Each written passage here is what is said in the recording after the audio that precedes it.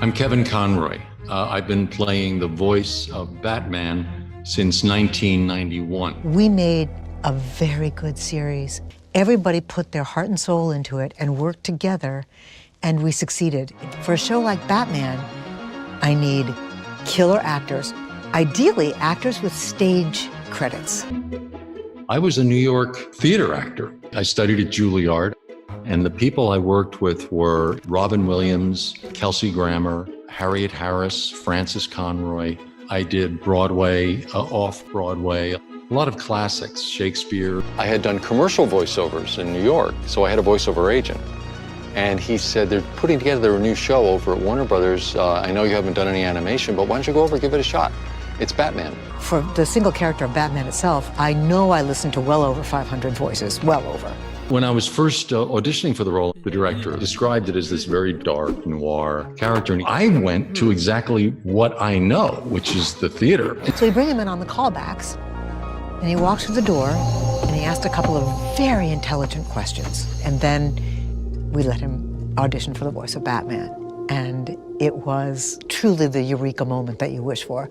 With my voice, try to create a dark, gritty, filthy New York street.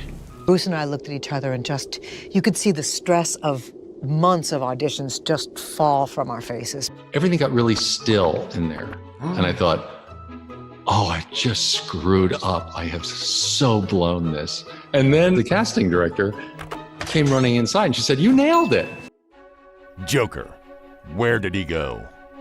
My favorite episodes of any of the shows are the ones that deal with the complexity of the man. The ones that reveal the soul of Batman. Batman is not the disguise. Batman is who he became because of the tragedy of his childhood. The role he plays for the world is Bruce Wayne. That's the performance. And so once I found that about the character, it kept the Batman voice from sounding artificial, and it kept Bruce Wayne such a different persona. A call for Master Bruce from a Dr. March. Hey, what's up, Doc? You have bats, Mr. Wayne. Common brown bats. What about the sound on the tape? It's actually two sounds, starlings and brown bats. Probably fighting over a nest in your chimney. Appreciate the help, Doc. I'll return the favor next time you're raising funds. Bye-bye. This computer checked that fiber against every animal species known to man. He's such a dark character, and it's all about the pain that resides in him. Perchance to Dream is a wonderful episode where he's drugged and he goes back into his childhood and he deals with his father. So I was the voice of Batman and Bruce Wayne, and then I was drugged Batman, and then I was adolescent Bruce Wayne, and I was Thomas Wayne, my father. So in the one episode, I did 5 voices. So any episode that dealt with that psychology that makes up Batman, I love. You know what's going on. This is a dream. Those moments where it shows his humanity and the struggle within him are the lines that I've had the most fun with. When I was little, Cadmus used to make me play all kinds of games, but they weren't any fun either. They'd strap me into their machines and poke wires into my brain. Ace, can you move this object with your mind? They were training me, turning me into a weapon for justice, they said. They got their weapon. I got cheated out of my childhood. I know what that's like. You do, don't you? I read your mind. That's how I knew you weren't going to use Mrs. Waller's weapon on me. No, I wasn't. You were going to try and talk me into fixing what I've changed. Before I die. Yes. I'm dying very soon. Yes. I'm sorry. Could you stay with me? I'm scared.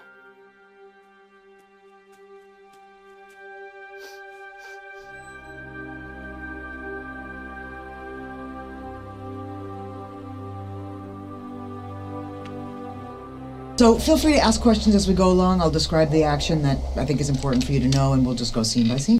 A great thing about recording for Warner Brothers, and Andrea Romano specifically, is they really like to get all the actors together in a room. I can't say that I insisted upon it, but I really tried to always make that happen on every series I directed. She understands what actors go through. She understands the process. So the recording sessions were always really wonderful. Because a major part of acting is reacting. You have the other actors to bounce things off of. I wouldn't be nearly as good in what I do if I didn't have Mark Hamill feeding me as the Joker. Wakey, wakey. Thought you'd like to be conscious for your own demise. I really put some sensitivity to these pieces, and that's why you'll see where there are emotional scenes that are played. So I was right there with them. I would cry with them. I would angry with them. I would yell with them. I would do everything so that they could see that it's okay to do it that broad. It's okay to cry, to yell, to be, all those things. I think the best Batman movie of all of them, the live action and the animated, is Mask of the Phantasm, which was the first animated Batman movie, because it shows the whole arc of the development of the character. And you see what happened to him as a child, and then he has this scene at his parents' grave where he's begging with them to release him from his vow, because he's fallen in love for the first time in his life. I know I made a promise, but I didn't see this coming. I didn't count on being happy. He didn't think he'd ever be able to love. And he's breaking down. And that scene, I loved that scene, and I loved playing it. And I was really proud of it. Yeah, it's very hard to imagine the game without them. Batman isn't just this steely-eyed guy stood on the rooftop, dropping down, making the odd, quip and then punching people. He's going through hell. You're not safe here. No one is. Kevin would come in and go, no, I don't think Batman would quite say it like this, or no, this is how I want to say this line. And we're like, okay, cool, awesome, let's go for it. Don't worry about me. You're needed out there. I've been doing the character now for 20 years. The audience knows him as well as I do. They would know in a second if I did something inauthentic, and they'd call me on it. Get out of my way, Quinn. surprise! You fell for the old sick Joker gag, Batman. Gotham would be ours. Over my dead body. I believe that was the idea. In this game, Scarecrow comes to destroy Batman, basically. Every aspect of Batman is challenged. Every aspect of his identity is challenged. He's being ripped apart, and he's fighting for his identity. For me as an actor, it was a blast to get to flex those muscles. Where is he? Talk! Or I'll crush every bone in your body. Gordon has monumental respect for the Bat.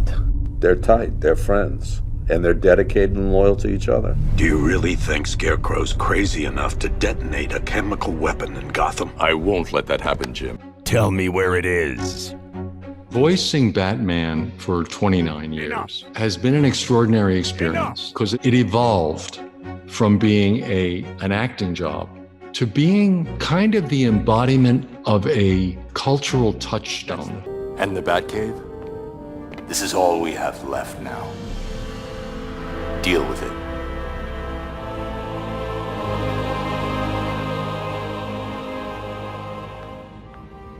Surprised to see me? A little. I'm more surprised that I lived so long. Batman, Bruce Wayne. Bruce Wayne, Batman. Or have you met? Not now! Great. What did they used to call it? Stereo? You've got some information we need, Ghoul. You won't find me the talkative sort. Hey! Ah! Where's Kronos? My arm's getting tired. I can't believe I was ever that green. Losing my patience. I can't control my friend here much longer. You better give us something we can use. His wife! I know where his wife is! Wow. Batman playing good cop. Everything's relative. Looks like I didn't need you after all, yo. But you can help me tie him up. Catch. The real Flash would have been too fast for that.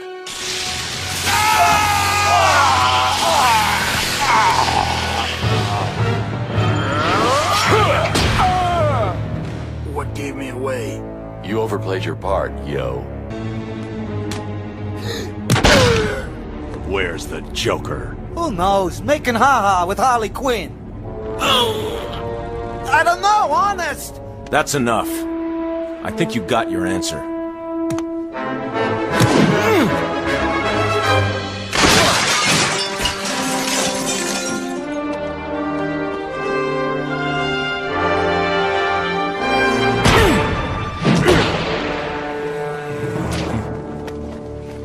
I heard you were crazy. I didn't think you were stupid.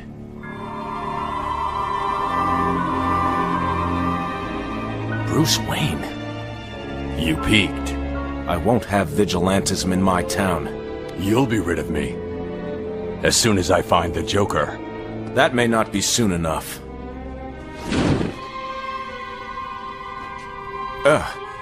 It doesn't take much, does it? The Joker has 20 pounds more where this came from.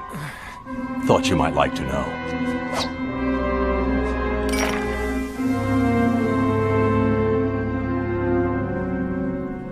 People come up to me all the time and just want to grab me and hug me because they know me. I've shared my deepest emotional life with them through my performance and through my voice. So the advice I would give to the next person who comes along to voice Batman is don't, because I'm still here. No, I'm just kidding. I'm just kidding. Think carefully before you do this.